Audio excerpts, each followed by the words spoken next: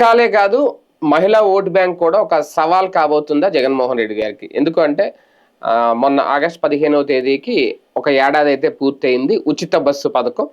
మహిళలందరూ చాలా సంతృప్తిగా ఉన్నారు అనేది ఓకే. వీళ్ళు తెప్పించుకున్న రిపోర్టులు కానివ్వండి ఏదైనా. దాదాపు ఈ ఏడాదిలో అంటే 87 కోట్ల ఉచిత ప్రయాణాలు అంటే ఇప్పటికే కర్ణాటకలో కానీ తెలంగాణలో కానీ ఈ పథకం అమలవుతుంది. వాటితో కంపేర్ చేసుకుంటే ఇక్కడ అది ఒక రికార్డ్ అయిందంట. అంటే అక్కడ కూడా ఇన్ని ప్రయాణాలు జరగలేదు అది ఒక ఏడాది కాలంలో. ఓకే, అదొక రికార్డు. ఇక రెండోది, జగన్మోహన్ రెడ్డి గారు గతంలో అధికారంలోకి వచ్చినప్పుడు అన్నా క్యాంటీన్ కానీ ఇలాంటి కొన్ని పథకాలు కంప్లీట్గా తీసేశారు. వీళ్ళు ఇప్పుడు అమ్మఒడిని తల్లికి వందనం పేరు మార్చి కంటిన్యూ చేసిన ఆయన పేరు మార్చడానికి కూడా ఇష్టపడరు, ఆ పథకాన్ని కూడా కంటిన్యూ చేయరు అనేది కొన్ని పథకాల విషయంలో. కొన్ని అయితే ఫీజు రియంబర్స్మెంట్ అది రాజశేఖర్ నుంచి వచ్చింది కాబట్టి కంటిన్యూ చేశారు. ఇప్పుడు ఇలాంటిది మార్చుకోవాలా, లేదంటే రేపు పొద్దున ఇదే ఒక సవాల్ అవుతుందా జగన్మోహన్ రెడ్డి గారికి? ఇదే అంశం మీద చర్చించే ప్రయత్నం చేద్దాం. సార్, ముందు నిజంగా అంటే పక్క రాష్ట్రాల్లో ఉంది, మన రాష్ట్రంలో అయితే ఇదే ఫస్ట్ టైం కాబట్టి ఒక సక్సెస్ఫుల్ సాధించారు, ఒక విజయం సాధించారు ఈ పథకంతో, ఉచిత బస్సుతో టీడీపీ. ఉచిత బస్సు పథకం మీద పబ్లిక్ మైనస్ ఏం లేదు, నెగిటివ్ ఏం లేదు. నేననేది ప్రభుత్వం మీద నెగిటివ్ ఏమి లేదు, అలాగని పాజిటివ్ కూడా ఏం లేదు. సంతోషపడిపోయి ఎగిరి గంతులేసే పరిస్థితుల్లో లేరు. ఎందుకంటే మన దైనందిన జీవితంలో ఇప్పుడు మనం బస్సుల్లో వెళ్ళేటటువంటి వాళ్ళలో ఈ పేదలకు సంబంధించినటువంటి వాళ్ళ వరకే ఉపయోగం ఇది. నేను ఇది వచ్చిన తర్వాత ఈ ఆటోలలో ఏమైనా ఖాళీగా ఉంటదేమో అని చూస్తున్నా. ఏం లేదు, ఆటోలు మామూలుగానే వెళ్తాయి. ఇంకా ఈ ర్యాపిడోలు వాలాలు ఇవి కూడా బిజీ అయినాయి, పెరుగుతానే ఉన్నాయి. ఇంకా దాంట్లో ఏంటి, ఎక్కినోళ్ళకి టికెట్ లేదు అంతే. అంటే కాకపోతే ఓకే, నేను ట్రోల్స్ గురించి మాట్లాడాను కానీ ఇది ట్రోల్ గురించి మాట్లాడాను. హైదరాబాద్ లో సాఫ్ట్వేర్ కంపెనీలో పనిచేసే అమ్మాయి ఇక్కడ ఫ్రీగా ఉందని వైజాగ్ వచ్చేసి జాబ్ ఇక్కడ చేసుకొని, ఓకే వినడానికి కొంచెం ఆశ్చర్యంగా ఉంది కానీ నిజంగా అలాంటి బెనిఫిట్స్ కూడా ఉంటాయా? కామెడీ అమ్మాయి వాస్తవంగా తర్వాత నేను బయటకు వచ్చింది. అమ్మాయి ఏదో ఈ చీరకి జాకెట్ ఫ్రీ ఇట్లాంటి వాటి ప్రమోట్ చేస్తుంది అమ్మాయి. అంటే అమ్మాయి ఏదో బిజినెస్ చేస్తుంది. అంటే అమ్మాయిదే ఇన్స్టాలో పెట్టినటువంటి పోస్ట్ మళ్ళీ వైసీపీ వాళ్ళు తీసారు. ఒకవేళ అది కాదు అనుకుందాం, అమ్మాయి చెప్పిన దాంట్లో అంటే అమ్మాయిని ముందు పెట్టిన దాంట్లో ఒక అంటే మేబీ ఇన్ఫ్లుయెన్సర్ ఏమో నాకు వాటికి అడ్వర్టైజ్ అది కూడా వదిలేసేస్తే అక్కడికి ఇక్కడికి ఆ కంపారిజన్ చెప్పించడం తప్పు. ఎవరో అది మామూలుగా మేనేజ్మెంట్ లో బాబు గారు చేశారు, తెలుగుదేశం కూడా చేయదు. మధ్యలో ప్రోగ్రామ్ మేనేజ్ చేసిన వాళ్ళు ఎవరో చేసిన మెయిన్ ఏంటంటే మనకి ఆంధ్రాకి పక్కన తెలంగాణ కర్ణాటకకి తేడా, తెలంగాణలో కర్ణాటకలో లాంగ్ సర్వీసెస్ కూడా ఫ్రీ ఉంది, పల్లె వెలుగులు మనకి ఓన్లీ పల్లె వెలుగుకి. ఇప్పుడు హైదరాబాద్ లో ఉన్నటువంటి వాళ్ళు రూరల్ కి వెళ్ళొచ్చు, అక్కడ రూరల్ నుంచి హైదరాబాద్ కి రావచ్చు, అంటే చుట్టుపక్కల జిల్లాలు మొత్తం రాష్ట్రంలో ఈ మూల నుంచి ఆ మూలకి. తెలంగాణ నుంచి విజయవాడకు వచ్చే బస్సులు కూడా ఫ్రీనే అక్కడ. అయితే స్లీపర్లు లగ్జరీ బస్సులు మిగతా అన్నిటికీ అలౌడ్ ఉంది. మనకి ఇక్కడ only Palle Velugu bus, Palle Velugu, ultra Palle Velugu అయ్యి. కాబట్టి దానికి దీనికి తేడా ఉంది కదా. ఇప్పుడు నాన్ స్టాప్లు ఎక్స్ప్రెస్ వీటికి లేదు కదా, డీలక్స్ సూపర్ డీలక్స్ వీటికి దేనికి లేదు. ఇవన్నీ ఉంటాయి అని ఇవన్నీ వాడతాం మనం మామూలుగా అయితే కనుక. ఇది ఒక ఆస్పెక్ట్. కాబట్టి అది అనవసరంగా అమ్మాయితో ఆ ముక్క మాట్లాడించడం తప్పు. అమ్మాయిని వీళ్ళు ట్రోల్ చేస్తారు. పైన ఇంకొకటి, సాఫ్ట్వేర్ కంపెనీలో పనిచేసే వాళ్ళు పల్లె వెలుగు బస్సుల్లో తిరుగుతారు మామూలుగా మాట్లాడుకుంటే. జనరల్ గా సాఫ్ట్వేర్ కంపెనీలోనే ఫెసిలిటీ ఏర్పాటు చేస్తారు. వాళ్ళు పల్లె వెలుగు బస్సు ఎందుకు ఎక్కుతారు? ఫస్ట్ పాయింట్, మహా అయితే క్యాబ్ బుక్ చేసుకుంటారు, లేదంటే ఆటోలో వెళ్తారు కానీ ఎందుకు చేసుకుంటారు? కాబట్టి అనవసరంగా తెచ్చారు అది. అంటే దీని వల్ల ఉపయోగం ఇలా ఉందని చెప్పించడం వల్ల అక్కడ కొంచెం ఫెయిల్ అయ్యారు అనిపించింది. అంటే అసలు నిన్న టేకప్ చేయడమే దండగా. మేబీ ఏడాది అయిందని కాకపోతే ఆ పథకానికి సంబంధించి మహిళలు నేను గమనించినంత వరకు చూస్తే రెగ్యులర్గా వెళ్ళేటటువంటి ఈ కూరలు అమ్మేవాళ్ళు, పాలు అమ్మేవాళ్ళు, పూలు అమ్మేవాళ్ళు వాళ్ళకి బెనిఫిట్. కానీ వాళ్ళకు కూడా పెద్ద సమస్య ఏంటంటే రూరల్ నుంచి అస్సరికి ఎక్కించడం బస్సులో ఎక్కించట్లేదు. అవును, మరి వాళ్ళు ఇచ్చేవరకు ఆటోలోనే వస్తున్నారు. ఇంకెవరు మామూలుగా వెళ్తా ఉండేది, ప్రత్యేకించి దీనికోసం వెళ్లాల్సిన అవసరం లేదు. ఎక్కిన మహిళకి ఫ్రీ, అంతే. దీనివల్ల ఏమైంది, ఆ మహిళలకి సీట్లు దొరకట్లా కూర్చోడానికి. కూర్చుని వెళ్ళాలనుకునే వాళ్ళు బస్సు ఎక్కట్లా, నెంబర్ 1. రెండోది తెలంగాణలో పాప మన రేవంత్ అన్న గారు మంచి పని చేశాడు. పురుషుల్ని గౌరవించడం మన సంప్రదాయం, వాళ్ళని కూర్చొని ఇద్దామని అన్న సెపరేట్ గా సీట్లు. ఇక్కడ పాపం అది కూడా లేదు, అసలు పురుషులు నుంచోడానికే లేదు, ఇంకా కూర్చోవడం. కాబట్టి మగాళ్ళు దూరం అయ్యారు. ఇది దీంట్లో అద్భుతమైన సాటిస్ఫాక్షన్ అని చెప్పడానికి లేకుండా పోయింది. అలాగని తీసేయలేరు, ఇదో సమస్యలకి రేపు పొద్దున. ఇంకొక సమస్య ఏంటి అంటే ఈ బస్సులు వచ్చిన తర్వాత ఇప్పుడు నేను మొన్నే కనుక్కున్నా, ఇదివరకు నాన్ స్టాప్ బస్సులు కొన్ని కంటిన్యూగా నడుస్తూ ఉంటాయి కొన్ని ఊళ్ళకి, అవి చాలా వరకు తీసి పడేశారు. దాంతో చాలా తలనొప్పి అయిపోతుంది. ఇప్పుడు కూర్చుని వెళ్ళాలి అనుకునేటటువంటి వాళ్ళకి ఎవరికి అవకాశం లేకుండా పోయి, బస్సు లేదు. బస్సు ఉంటే ఓకే, ఫర్ ఎగ్జాంపుల్ విజయవాడ నుంచి తెనాలకు వెళ్ళాలనుకున్నారు అనుకోండి, ఇదివరకు ప్రతి అరగంటకు నాన్ స్టాప్ ఉండేది. ఇప్పుడు ఆ నాన్ స్టాప్లు తీసేయడం వల్ల ఎట్లెక్కాలి, నుంచునే పోవాలి, అంతే కదా మరి. అవి పెద్ద తలనొప్పి అవుతున్నాయి. ఇలాంటి సమస్యల్ని అంటే నువ్వు ఒకళ్ళకి ప్రయోజనం చేకూరుస్తున్నప్పుడు ఇంకోళ్ళు సమస్య పడకూడదు, అంతే ఇబ్బంది పడుతున్నారు. దానివల్ల సంతోషపడే వాళ్ళు నీకు ఓటేసేటటువంటి వాళ్ళు అనుకుందాం, మరి బాధపడేవాడు రేపు ఓటు ఏనోడు అవుతాడు కదా. అంటే ముందు ఈ పథకం వచ్చే ముందు బస్సులు పెంచుతాం, కొన్ని ఈవీ బస్సుల్ని సెపరేట్ గా దీనికి వేస్తాం, ఇలా రకరకాల ప్రకటనలు చేశారు, కానీ ఏది జరగలేదు. యాజ్ యూజువల్ గానే ఉంది, యాజ్ యూజువల్ గానే ఇబ్బందులు. ఓకే, ఉపయోగించుకుంటున్నారు. ఇప్పటికే నన్ను మార్చాలి. ప్రభుత్వానికి ఆ చిత్తశుద్ధి అనను కానీ మాట చెప్తున్నంతగా ఆచరణలో చేయడానికి తగినటువంటి యంత్రాంగం లేదు, నిధులు లేవు. దానికి తోడు ఆ కమిట్మెంట్, ఆ కన్సర్న్ డిపార్ట్మెంట్లో ఉండట్లా. మెయిన్ ఇప్పుడు ఏదైనా చేయాలంటే ఒక బస్సు 2 కోట్లు పెట్టి కొనాలి. ఎలక్ట్రిక్ బస్సులు తీసుకొస్తున్నారు, అవి తయారై రావడానికే టైం తీసుకుంటుంది, 2-3 ఏళ్ళు పడుతుంది. వీళ్ళు అప్పటిదాకా ఆగితే కనుక ఇక్కడ పోద్దన్న ఉద్దేశంతో చేశారు. అప్పుడు ఏం చేయాలి నువ్వు, ఇప్పుడు తెలంగాణ వాళ్ళు ఏర్పాటు చేస్తానన్నట్టు వాళ్ళు కూడా ఆలోచనలోనే మాటల్లో చెప్తున్నారు ప్రాక్టికల్ గా. ముందు ఈలోపు పెట్రోల్ డీజిల్ బస్సులు తీసుకోవాలి, వీళ్ళు పెట్టుకోవడానికి సిద్ధంగా లేరు. ఇంకొకటి ఇప్పుడు వీళ్ళు ఏదో చెప్పారు 2000 కోట్లు ఎంతో దీనికి ఇప్పటిదాకా ఖర్చు అయిందని. ఆర్టీసీకి మీరు ఎంత ఇచ్చారు అసలు? ఇంతకి 2000 కోట్ల రూపాయలకి సరిపడి టికెట్లు కొన్నారు, జనం తీసుకున్నారు, మీకు ఇచ్చావు. ఆర్టీసీకి మరి 2000 కోట్లు రీఎంబర్స్ చేసావా? 400-500 కోట్ల రీఎంబర్స్ చేసావు. అప్పుడు 1500 కోట్లు ఆర్టీసీని ముంచినట్టు కదా, అంతే మరి, నష్టపరిచినట్టు కదా. అది చేశారా? ఇది చర్చ జరగట్లేదు. అది కాకపోతే ఉపయోగం అయితే దీనివల్ల.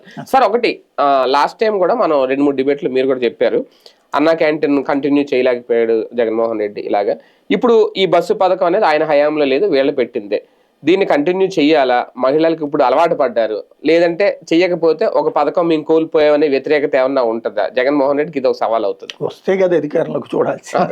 ఓకేనండి, రాకపోయినా ముందైతే అనౌన్స్ చేయాలి కదా, చెప్పాలి కదా, మేనిఫెస్టోలో పెట్టాలి కదా. చెప్పాల్సిన అవసరం కూడా లేదు కదా, మనమేం పట్టించుకోకపోతే. అంతేనా? వీళ్ళు తీసేస్తారు. కానీ మహిళలు చూస్తారు కదా సార్, ఇప్పుడు ఈ పథకం కంటిన్యూ అవుద్దా రేపు పొద్దున్న మళ్ళీ మేము డబ్బులు ఎట్టి టికెట్ కొనుక్కొని వెళ్ళాలా? ఇప్పుడు ఆ లెక్కనైతే జగన్ నవరత్నాలన్నీ వీళ్ళు అమలు చేస్తానన్నారు, చేయలేదు కదా. చేశారా? 1500 రూపాయలు మహిళకి ఇస్తున్నారా? లేదు కదా. దానికి P4 అన్నారు, ఇప్పుడు ఆ P4 కూడా ఏమైందో తెలియదు.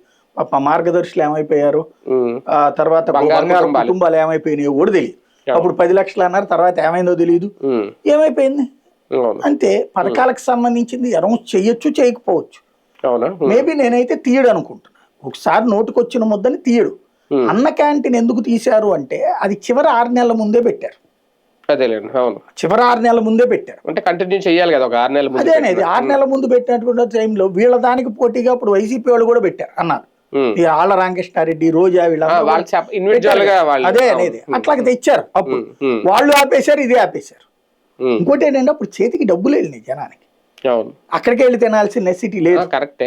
ఇప్పుడు వచ్చేటప్పటికి ఇవాళ చేతికి డబ్బులు లేవు, అందుకే అన్న క్యాంటీన్ నిండుగానే ఉంటుంది. అవును, నేను ఇదివరకడికి స్టార్టింగ్ లో టైంకి ఇప్పటికి పోల్చుకుంటే అన్న క్యాంటీన్ నిండుగా ఉంటుంది. అవును, ఎక్కడ ఖాళీ ఉండట్లేదు, ఫుడ్ కూడా అయిపోతుంది త్వరగా ఏ క్యాంటీన్ లో అయినా. అంటే అర్థం ఏంటి? చేతిలో డబ్బులు అంటే వెళ్తారు అక్కడికి, అదే కదా.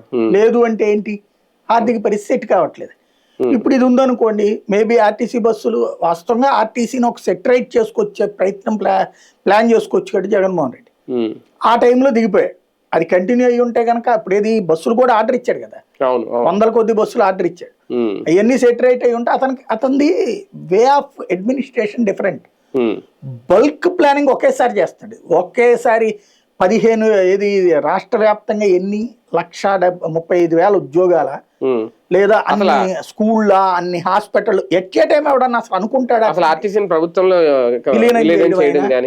నేను అనేది అతని స్టైల్ ఆఫ్ ఫంక్షనింగ్ ఎప్పుడు కూడా జగన్ కి బాబుకి తేడా ఏంటంటే ఇక్కడ ఒకటి చేసిన దానికి ప్రచారం విపరీతంగా చేస్తారు. అక్కడ అన్ని సచివాలయాలు, గ్రామ సచివాలయాలు, అన్ని లక్షల ఇళ్ళు స్థలాలు, అన్ని లక్షల స్థలాలు అసలు ఇంతవరకు ఆంధ్రప్రదేశ్ చరిత్రలో ఇచ్చారా? ఎంతమంది ముఖ్యమంత్రులు కలిస్తే అన్ని లక్షల స్థలాలు అవుతాయి. 30 లక్షల మందికి పట్టాలు ఇచ్చేశాడు. ఇల్లు కట్టడం అనేది 7 లక్షలు అయ్యి ఉండొచ్చు, కానీ అంతకుముందు అసలు ఏమీ ఇవ్వలేదు, 20 లక్షలు అని చెప్పి ఒక్క ఇల్లు కూడా ఇవ్వలేదు. అలా అతనిది బ్రాడ్ కాన్సెప్ట్ ఉంటుంది. లైక్ ఇప్పుడు అన్ని హాస్పిటల్ అసలు ఎవరి వల్ల అవుతుందా? ఒకేసారి ఒక్క ఏడాది కాలంలో అన్ని డిస్పెన్సరీలు, అంతే కదా, ఏకకాలం అన్ని స్కూళ్ళు, నాడు నేడు కింద 40,000 స్కూళ్ళు బాగు చేయడం అంటే ఆషామాషి వ్యవహారం. అతనిది బ్రాడ్గా ఉంటుంది. చిన్నదిగా ఒకటో రెండో ఆస్పెక్ట్ క్యారెక్టర్ కాదు అది. అది నా ముద్ర ఉండిపోవాలనుకుంటాడు. అతనికి ఆ పిచ్చ ఉంది, ఏది మా నాన్నలాగా నా ఫోటో కూడా పెట్టుకోవాలి కాబట్టి దీనికోసం చేస్తాడు అతను. వీళ్ళేంటి అట్లా చేయడం వల్ల నాశనం అయిపోతారు జనాలు. దానివల్ల ఖర్చు మనకి భారం పడిపోతుంది. విజన్ అంటే ఏంటంటే అట్లా ఖర్చు పెట్టడం కాదు, వాళ్ళంతటా వాళ్ళు సంపాదించుకునేటట్టు అంటారు. వీళ్ళ ఉద్దేశం ఇది. కాకపోతే ఎవడికాడు సంపాదించుకున్నప్పుడు నీ పేరెందుకు చెప్పుకుంటాడు అనేది వాళ్ళదే. అంతే కదా. నువ్వు నేను సంపాదించుకున్న తర్వాత మనం హాస్పిటల్కి వెళ్తే చంద్రబాబు పేరు ఎందుకు చెప్పుకుంటాం? మన సంపాదన అనుకుంటాం. అట్లాంటప్పుడు బాబు పేరు ఎందుకు చెప్పుకుంటాం? నా పేరు అన్నదే అతని ఫీలింగ్.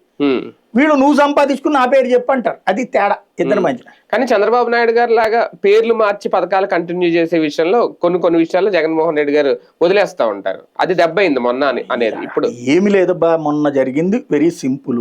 ఇవన్నీ దాని వల్ల అయింది, దీని వల్ల అయింది, ఏదో కారణం. పవన్ కళ్యాణ్ అనే ఒక్కడి వల్ల జరిగింది. అది ఏంది అంటే పవన్ కళ్యాణ్ ఈ ట్రిప్ కనుక అతన్ని మనం గెలిపించుకోకపోతే అతను సాంతవిక రాజకీయాలకు దూరం అయిపోతాడు. ఒకప్పుడు వంగవీటి రంగాన్ని దూరం చేసుకున్నాము, ఆ తర్వాత చిరంజీవిని దూరం చేసుకున్నాము.